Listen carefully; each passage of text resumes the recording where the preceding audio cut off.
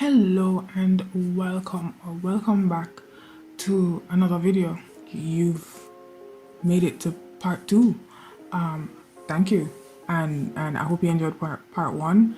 I know that part 1 isn't available in a lot of countries because of YouTube and copyright. I look at something there, so it's fine, doesn't even matter. Part 2 and 3 is where it gets real juicy because we're gonna be diving deep into these songs. Now I say part 2 and 3 because there's a lot of songs in this album, and here is the first 8 songs. Once again, I've already taken a look at some of these songs in a spotlight reaction. You can look out for those. I'm gonna have new thoughts anyway, so let's get into it. The first song on the album is called Campanella.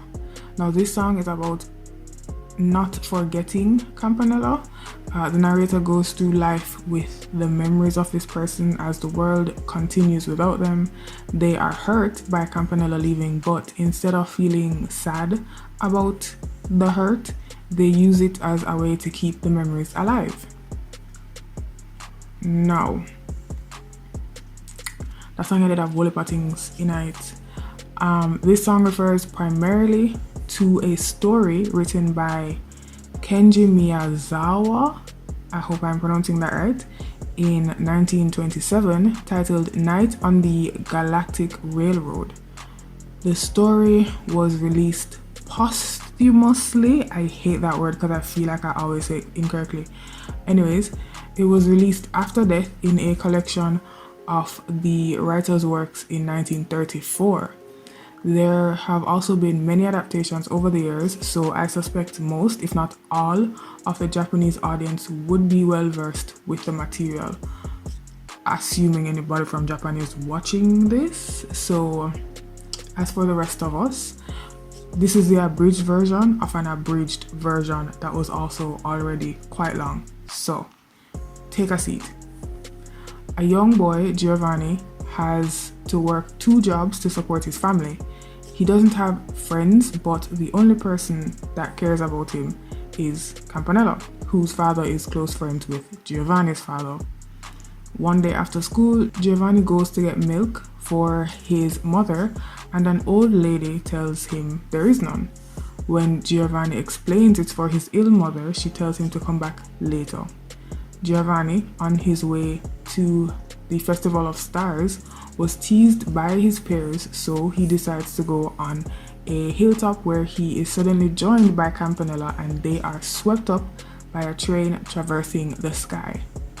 After learning Giovanni has a rare ticket that will take him anywhere the train goes, the two embark on a journey through the stars. The boys meet many characters along the way and even stop at a Christian heaven.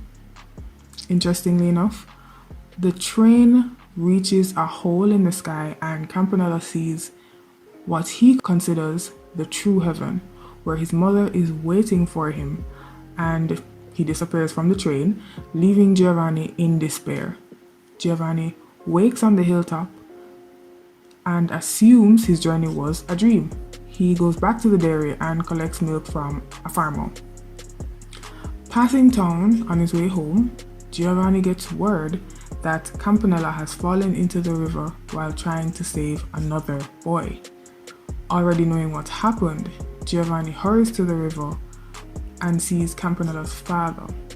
Of course, his father informs Giovanni that his father, Giovanni's father, will be returning home.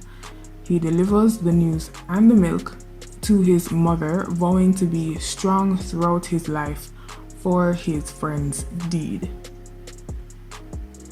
Okay, now I feel like that already sounded like a lot, but I swear to you, if you go on Wikipedia to look up this story, I feel like Wikipedia doesn't have a summary. I feel like Wikipedia has the story because it's a lot, and I feel like in order to make this succinct, I have cut out quite a few things, so sorry about that.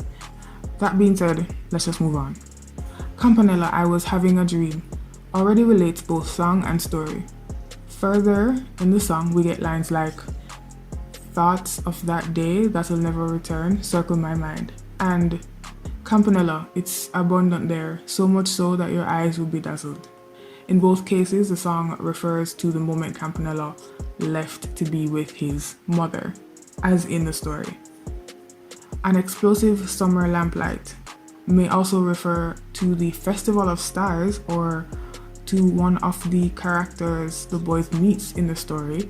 Was not able to mention it, but a scorpion bursts into flames like a star after vowing to bring happiness to others. So it could be either one. The line of bellflowers that bloomed after you gives new meaning to the name Campanella, as Campanella is also the name of a flower shaped like a bell. The things you learn. And there are also various bell sounds heard throughout the song. Mans is giving you wordplay from early. The music video is quite simple. There are scenes of a girl on a train ride, of people walking across a beach, and Yonezu singing are the main images. I think Yonezu is Giovanni. I mean, there's no other way to explain it. And the girl that we see on the train may just be Campanella, even though I believe in the story both children are boys. This is supported by the fact that she is still a child while Giovanni, or Yonezu, has grown to adulthood, showing how time has passed for Giovanni but not Campanella, and he still remembers her. Just like that person said, surely my hands will be stained, blown by the tailwind, I can keep on living. So Yonezu has gold paint on his hands. I don't know if his hands are supposed to be gold or what, or stained by gold, I don't know, but he has gold on his hands, and in later scenes the gold on his hands start to disintegrate as if his hands were made of, I don't know, and flow into the wind. There are scenes where he's singing and he has no gold on his hands, but the watermark, what looks like tear marks on the girl's face, where that's also gold, it gets larger. Was that just a choice or a coincidence in editing? I don't know. I'm not entirely sure how to interpret that, but I'm just letting you know it's there. Also, the people walking across the beach, wasn't sure what that was about until I, read the story. And of course, I most definitely think they are the people that Giovanni sees off to the Christian heaven in the story. The movements during this part of the video lead me to believe that this is the case. It's very holy, praise-like, worship-like. I don't know what the word is, but you can see it, can't you? Alright, so now we're on to the second song. Flamingo was first released on a mini album with Teenage Riot, which we'll get to later, and I'm Sorry in 2019. A common thread you'll see with most of these songs, if not maybe all of these songs, whether within a mini album or as a single, they were all released. They're all pre-released before being a part of this actual full-length album.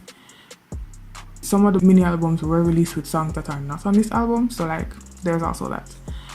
Anyway, the song is about love lost.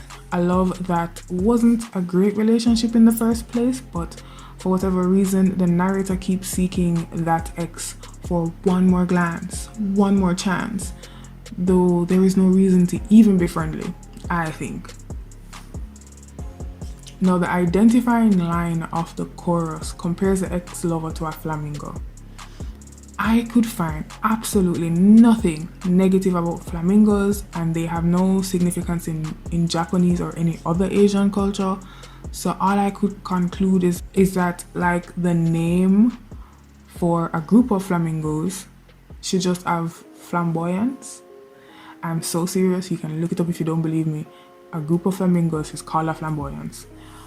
At first watch, you'd think that the video has little, if anything, to do with the song, but once you get a better understanding of the lyrics, you realize he is reliving an event that may have something to do with the relationship. There are quite possibly little changes here and there, but this cycle signifies his reluctance to let the relationship go. So things I've noticed. You're a flamingo, so vivid. A flamingo, keep dancing. You're floating away with a smile never to return, leaving only sorrow and jealousy behind. Thanks as always, darling. Can you love me better next time? Now, this chorus is used at the beginning and the end of the song, and I think that's definitely where the renewal of the cycle is best expressed. This is further supported by the visuals in the music video, where the last thing we see is literally the first thing that happens. Him in the, what's it called? The garage? Yeah, the parking lot. I think it's like a underground parking lot or something. He's in a parking lot and there's two cars and whatever. Like, that's the same scene at the beginning and end of the video. It's a flamingo, spine chilling. A flamingo, smile coyly. You're floating away. Does this mean goodbye? Are you kidding me? Let's talk about this. Taking back your words, that's so fucking uncool. Alright, so this chorus is part of the cycle, of course, but also marks the moment where the cycle can be broken, or where the ex-lover is beginning to manipulate the narrator again. One thing I was impressed by was the transition from the end of this chorus to the start of the next one. He lifts his head during this dance and it cuts to him waking up at the table in the eatery, and that's where the scene kind of repeats itself. Around this point as well is when we see the places visited during the video come up again and again, as if the narrator is going through these memories to find where he went wrong. Wandering into a loophole forever. Literal meaning here, he has been looping the same memories for the entire video.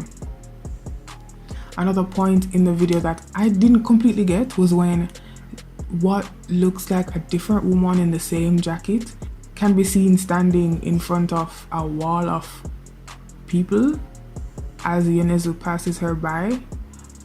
I don't know, I feel like that possibly could even be where the cycle can end, or where she's continuing to manipulate him.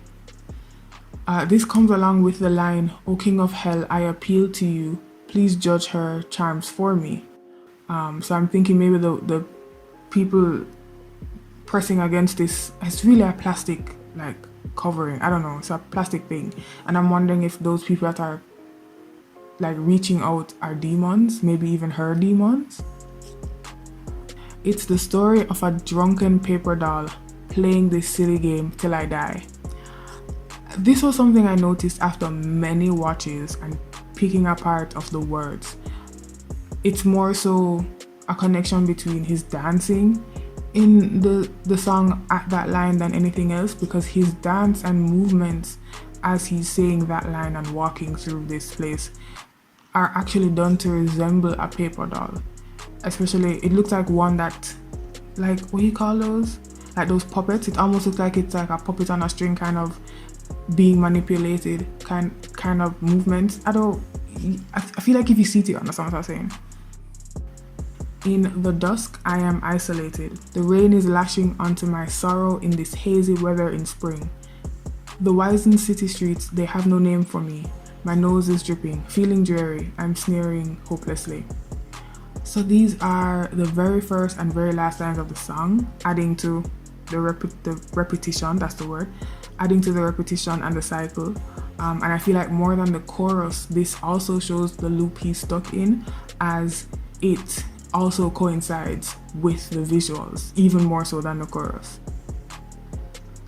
Okay, moving on to song number 3, Electric Shock, as it's, I think that's the translation, or Kanden, as it's actually more widely known. First off, is this another loop?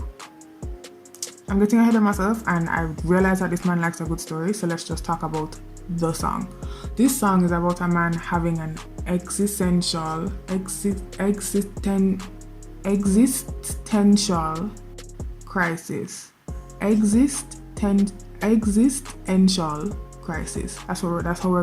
That is what you're gonna hear. I mean, that's what it looks like to me. The narrator is drunk, from what I can understand, and asking all these questions about life and talking about eternity. And I'd like to think that since this comes after Flamingo, he has stopped trying for the ex-lover, and he's now in the process of moving on. From the video, however, he has entered another loop. You'll see what I mean in a moment. So, let's start with the lyrics. I just want to live like lightning. What are you gonna do? I don't need a reply. So this is where definitely he sounds like he's drunk here, or at least he's made up his mind to live like there's no tomorrow, but you can also do that when you're drunk, so potato, potato. I don't want to become like a fool or be made fun of, highway star. So I wasn't sure of this line, but it may be a reference to a manga or anime series that has a character called Highway Star. Am I going to watch even one episode to make sure? No, I just wanted to point out the possibility. Writing this script is difficult enough. Yo buddy, give me another. Let's fight each other like we're in a manga. Further proof of the manga reference, the possible manga reference. It could be a different manga, it could be the same manga, I don't know. But this is also further proof that the narrator is plastered, may I tell you. Those moments that make your heart sway, as soon as I chased after them, I lost sight of them. I'm sure there's eternity somewhere. It wouldn't hurt to search for the day after tomorrow, right? Here's the existential crisis I was talking about. The fleeting feeling of chasing happiness. Let's fight like we love each other. I'm helpless alone, so take me with you. And then a sudden need to feel loved, but he ends up showing that in a way that's more detrimental, because he will get hurt from fighting someone, you know what I'm saying? So like, it's not the best. I digress. So watching the video, I couldn't understand what the silver figures were that were dancing. They're credited as mirror men or mirror man, but like, even if they have the names, I don't know what it doesn't really matter because they're all in something. So like, the names and the face, that's it. Like, what is the purpose of the mirror man? You know what I'm saying? The beginning mimics the audio in its suddenness and shows a drunk Yonezu, which again adds to the fact that I think our actual narrator is drunk. But the story, on the other hand, starts with the viewer in a vehicle being scared by a dog, running up the front of the car, before we're accosted in the video by Yonezu. We're taken to several parts of an amusement park, as well as a random moment in a car wash, which I can only suspect is part of the amusement park as well. The subject is searching for a car at some point in this endless loop to escape this endless loop. When Yonezu runs toward the car, the perspectives switch and the camera is in third person. We get to see the beginning of the scene from the outside, and the song plays with the jazz sound throughout. But I think having a breakdown that featured a style of jazz very close to its original version, if you get what I'm saying, like the original version of jazz, is just a true show of Yonezu's understanding of music. Speaking of which, I appreciate the use of music, especially the horns and bass, to progress the changes in the scenery in the video. It happens a lot during the first person perspective. When we get to the car wash part, the part where I don't even know how to explain it. Like, the mirror men are in the back seat, and then it switches to Yonezu being the only one in the back seat, and the mirror men are outside. Like, almost every time we have like certain sudden and unexplainable changes, we get a sound bite that is an interesting way to express how not only how the character we are viewing from, the character whose perspective we're viewing from feels, but also how we would feel if that was happening to us.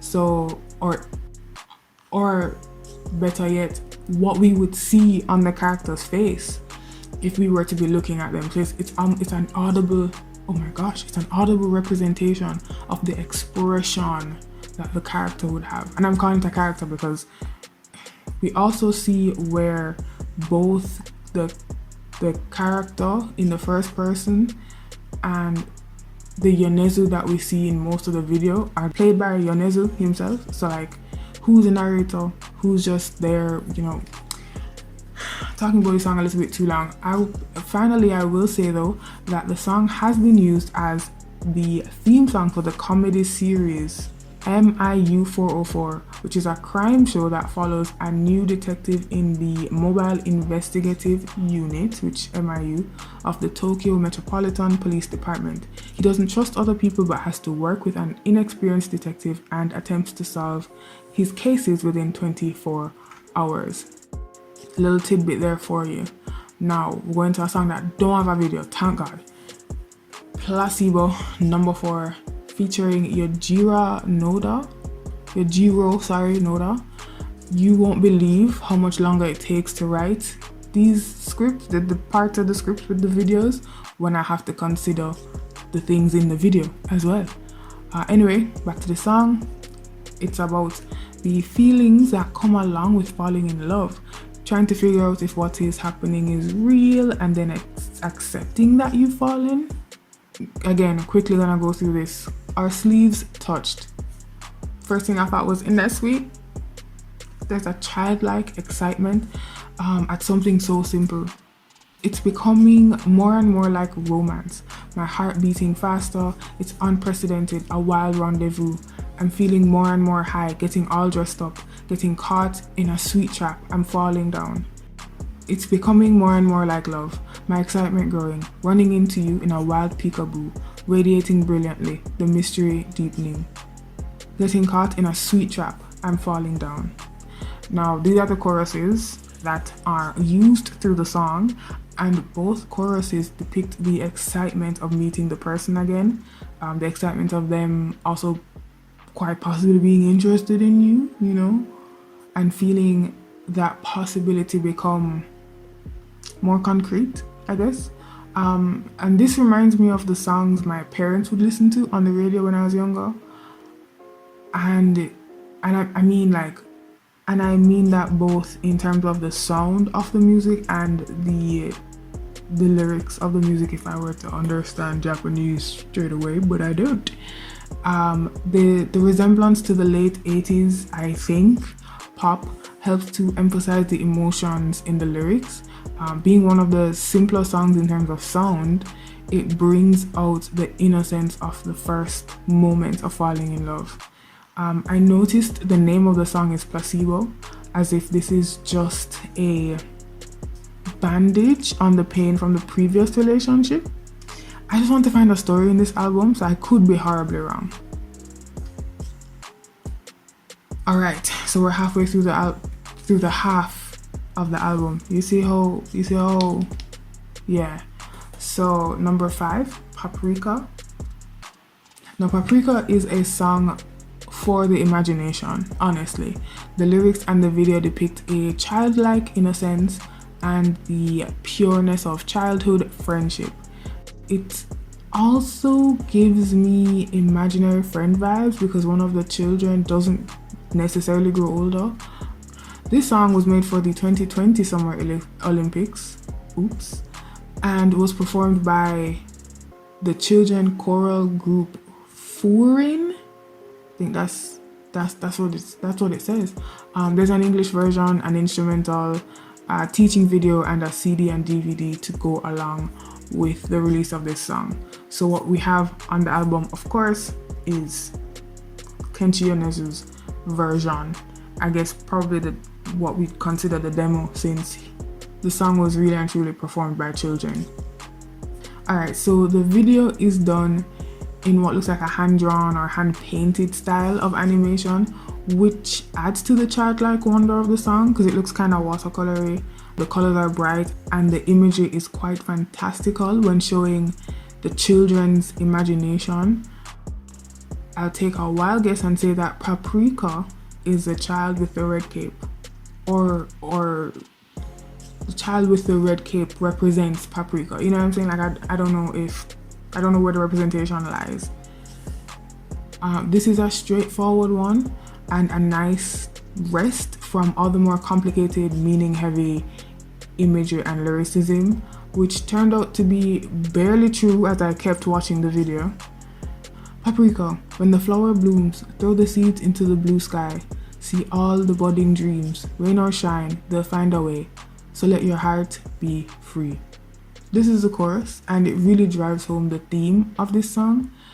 I feel like Yonezu is trying to remind us that our childhood is not too far behind us, as if to say we should be nurturing the child within us. The fact that the main characters become children after the first scene lets us know that they have returned to their childhood both physically and emotionally.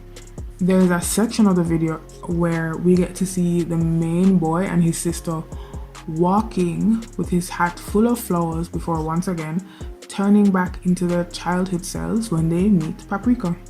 As I count the joy you fill my heart and shadows of memories light the way home.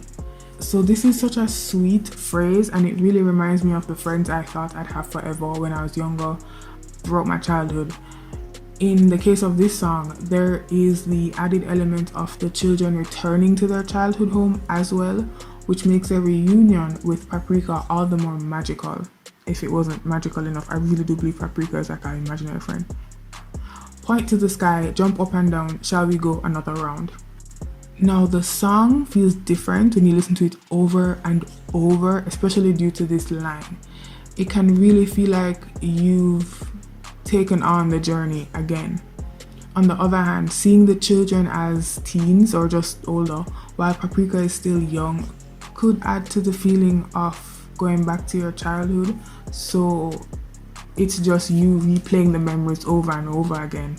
All through the video though, we get hints that Paprika is an imaginary friend at least. He's always doing some gravity-defying things that the children can only do when he's there, and he's never seen with the rest of the family. When there's a scene where they're walking, I guess traveling somewhere, but they show it by showing them walking, and he's not there. Or even when they sit to watch the fireworks at some point, he wasn't there. But song was starting to make me sad. So before it does that, I wanted to talk a bit about the music. I for sure prefer the Kenshi Yonezu version. It's obvious that the song was simplified for the children who had to sing it, and that's not a bad thing. It's not bad, it's not just bad, it's just a bit too simple for me. And the English version, I personally was just like, it could have been better, but what do I know? The flute sound comes alive in parts of the chorus and changes the tone of the song into something fantastical. And if it's not a flute, please correct me. It sounds like a flute-ish, a wind instrument, if you will. But yeah, there's also a small bell sound at the bridge that does the same fantastical thing to the song.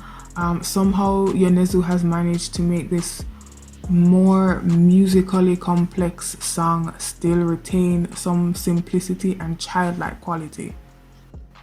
So now we're on to the last three songs, the songs that were a little bit more of a pain for me to script, to be honest with you, but that is just the reality of things. Anyways, Horse and Dare, or Umato Shika, is song number 6, and this song is another theme song for another television drama called No Side Manager. The single features 2 B-side songs, Spirit of the Sea, which is another song we'll get to later, used as the theme song for another show, Children of the Sea, and the song Desho Masho, which translates to probably. The title of the song stands for a word game of taking apart two kanjis, yeah, of the word, in this case, of the word baka, which means stupid, with the particle to, which means and, to make the phrase horse and dare. So together, horse and dare just turn into, I wouldn't even say horse and dare turn into the word baka, but you know, turn to the word stupid. But it's like, you have the word stupid and you split it in half and it happens to mean horse and dare. So yeah, please note the song now have nothing to do with horse or deer from what I could tell. Alright, on to the lyrics. Talking about the lyrics first. And all I could think was, whoa, is this about a depressive episode? I mean, I could be wrong, but again, this is my interpretation and that's kind of how it feels. Anyway, the song starts with the words, "Spring comes, I'm bruised and broken. The pain was so much I almost gave up. But the want to keep fighting continues to echo deep inside of me." Now, this is what I was talking about. This is what really got me thinking. The fact that spring is current and the pain has passed reminded me of like seasonal depression. It's something many people can be affected by, so it didn't seem out of place. Maybe it's because I've been through something similar that it translates as such, but the last two lines kind of reinforce the sentiment. The first chorus goes, "This must be love because I don't know what else to call it. Yell out the name of our crest until our voices are gone. Close enough, our noses touch. We hold our breath and embrace the pain that makes us stronger." Alright, I'm getting the vibe that this person has found something, or in this case, someone, to take him out of this depressive state. But there is reason to believe that this person also suffers from a similar or the same pain. What I'm not sure of is why they would shout out the name of their crest. Then it occurred to me, this could be related to the imagery of the album cover. A definition for crest includes animal heads, and the song is named Horse and Dare, and in the art the man is wearing an animal skull, so blah wow. This makes sense when considering the elements of romance within the lyrics. They could be spirit animals romantically linked but can only secretly meet.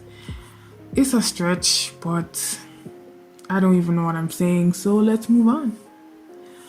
I tried to keep my pain inside, but it only hurt the ones around me.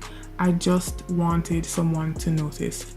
Another possible reference to depression and the effect, but this time the effect it could have on those around you. As much as this person tries to seem okay or normal, quote unquote normal, the possibility is that he may have unintentionally did things to still hurt others. The last line is something a lot of people, even those without depression, knowingly and unknowingly practice. Saying you're fine when you actually aren't, in hopes that someone will see the lie and further question you. But like, some people go as far as to not answer the further questions. So like, what's the point? I mean that sincerely. We should stop doing that. So the second chorus goes, "All I wanted was to protect what's important to me without hurting anybody else. I know it's an impossible dream, but this foolish wish won't leave me be, and no one can steal this soul." Alright, that was a little hard. That second to last line was a little hard to say, I'm not gonna lie. So I thought it was interesting that the second chorus was so different from the first and last. Here Yonezu moves away from defending his love to regret that he can't have or do everything he wants. He has come to terms with the fact that protecting someone will come at the cost of hurting someone else, or as a result of hurting someone else. But his goal is something that means enough to him that he is willing to make the inevitable sacrifice. How can I exemplify you and me?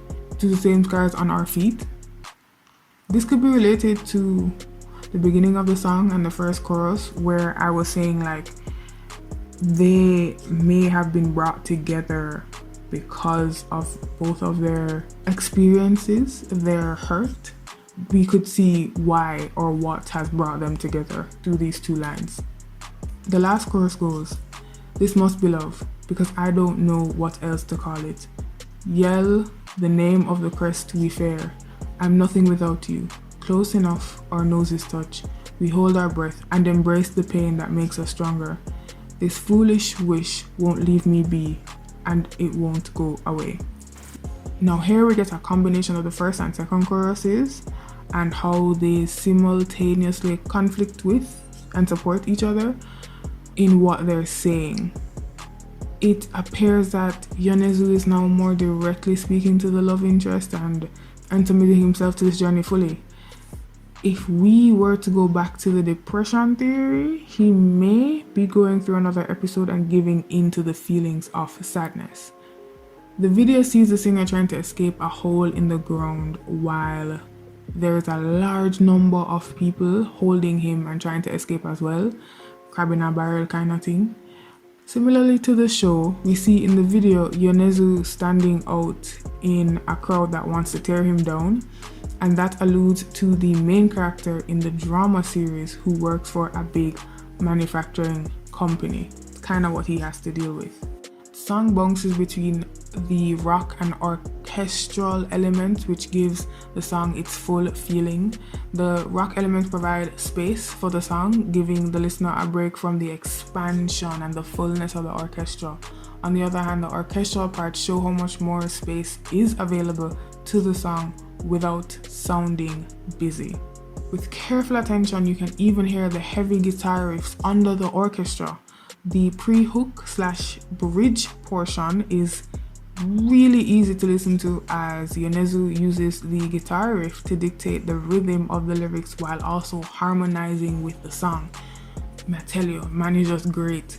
The last of the song is in full orchestra mode and makes for a cinematic experience sonically as well as visually when looking at the video. It gives the video's story more depth.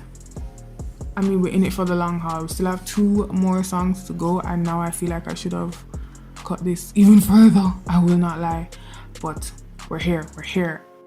Song number 7, Yasashi Hito, or a kind person is what it translates to.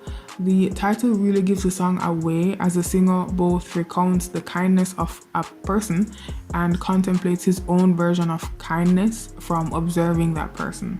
It is an analysis on how people's individual morals and fear of being outcast will determine how much and what type of kindness they are willing to show to others. First off, the song feels pensive. It takes on a peacefulness that comes after or during much thought, but doesn't always lead to change. There are no jumps, no extra flair in the music, which forces you to take in the words, and the song even feels calm. He mixes piano with electric and acoustic guitars to create an ethereal sound that transports you to another world. The song is so calming that I never know when it ends until it's done.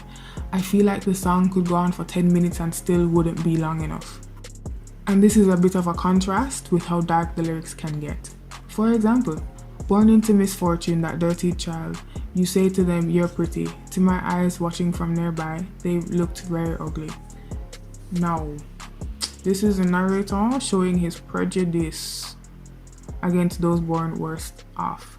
You get the impression that the child isn't objectively ugly, but may even be ugly solely because they're literally dirty and they're unfortunate. They are born into misfortune.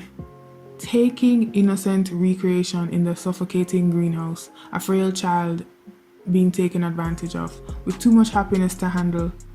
My morals can be selective. I quietly conceal my pity. Did I say that the lyrics get dark? Because the lyrics got dark. This is another example, but one that comes with more immediate consequences. This phrase is also a lot more straightforward as well. It shows how one's individual circumstances dictate how the world can affect them. Stroking their head and just telling them, good child, look at me with the gaze you give them. So this line shows 2 things. 1, the narrator is possibly jealous of the kind person's actions, wishing that those actions and those affirmations were reserved for him only, or 2, he is just observing, as he said in the song, but at the very least is surprised by the selflessness. The sight of someone being unloved and laughed at, I felt relief about on the other side of a window. The one getting singled out and left behind. I'm glad it wasn't me. Now, this is something a lot of people feel and contribute to, whether directly or not.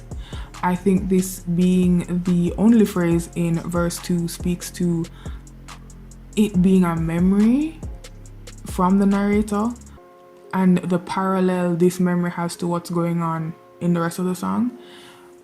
He didn't want to dwell on the current feeling, I also feel, lest he brings up a more painful memory, or the more painful memory. Or the realization itself was painful enough and he moved on right quick. Giving harsh beatings, scolding, bad kid, I'm different from them, so heal me. Now this is why I think there's another more painful memory that accompanies the previous phrase, or the memory from the previous phrase. At first, the section comes across as gloating, removing himself from the situation he is seeing outside of the window. But when he says heal me, the meaning of the phrase becomes more a cry for help. Yes, he might still be separating himself, but there's still hints of dissociation. It's just undercut by the narrator using his currently better state as a means of retribution. Quite possibly. That makes sense, right? To be like you, so kind, how nice it would be if I'd live that way. Now the chorus. It feels like an empty desire. Something you say when you think it's the right thing. And during the song, it is. While I do believe there is some truth to the desire, to the phrase, the experiences the narrator may have had becomes a double-sided sword aiming to protect himself and others from the same experience. But one side will always harm either others or himself, respectively. Please tell me you understood that sentence. Final quote, and we're moving on to the last song. I want to be kind. I want to be just. I want to be pretty, just like you.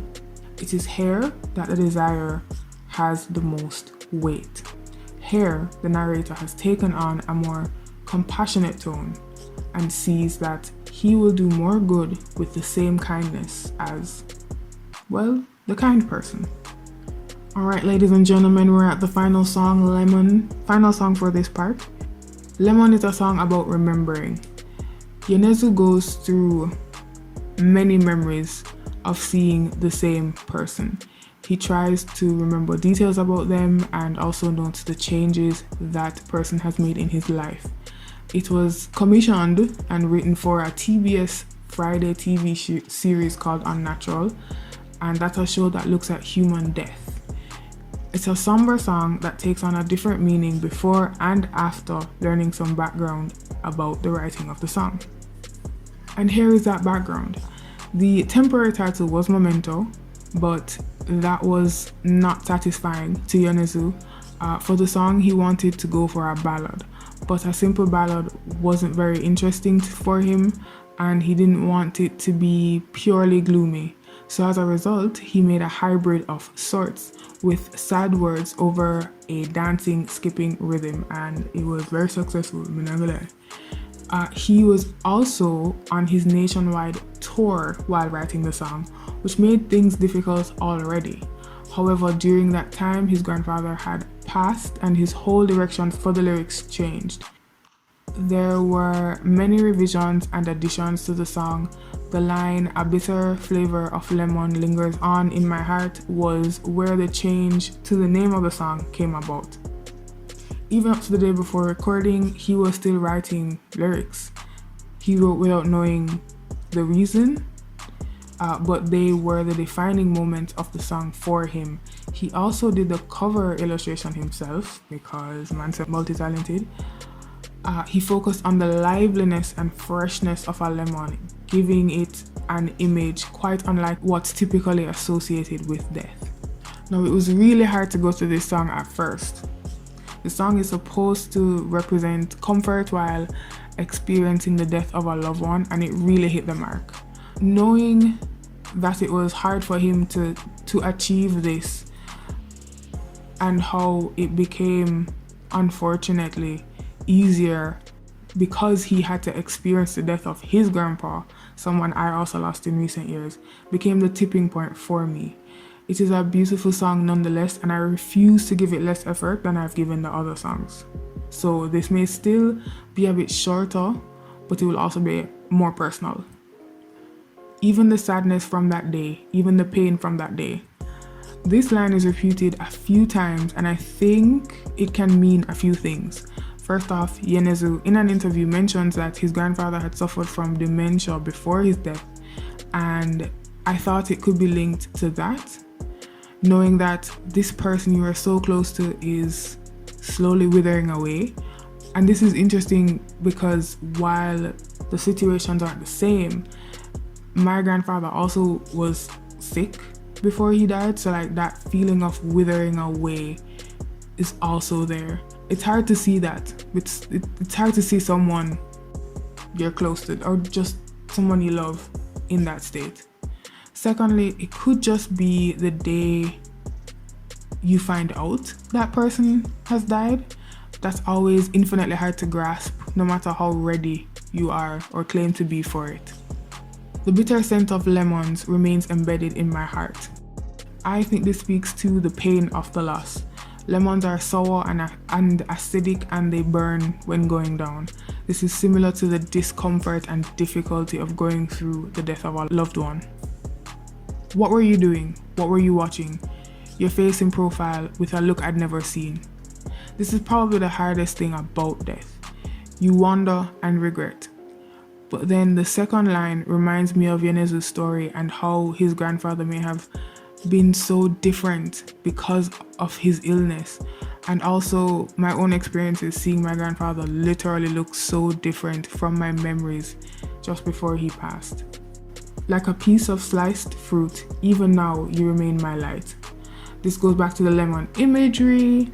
Every time I see this line, I think of a lemon cut in half and how it's reminiscent to how to the sun, especially considering how the sun is often drawn with the rays being depicted quite plainly. So the video follows people in a church doing various things, standing, sitting. One woman also dances on and around a bench at the back of the church. It looks like it's probably the back of the church. At some points, various people can be seen in a prayer circle. The video doesn't seem to have a clear narrative, but you know there's a story there nonetheless. The smiles on the people's faces at the end adds to the hopefulness the song is trying to convey. I can see why he was writing the song until the very last minute. You always have a lot to say when someone you love dies. Well, we've come to a very sad end of part 2. Thanks for watching till the end. You already know, check out the coffee page if you have time. Just donate something. You'll see shit on it soon. I don't know. Just support me there if you want. And if you can't, just do the usual. Subscribe, like, hail me in the comments. After that, look for me in another video. Or better yet, catch me in part 3. The final part of this whole thing. Hopefully. Look more.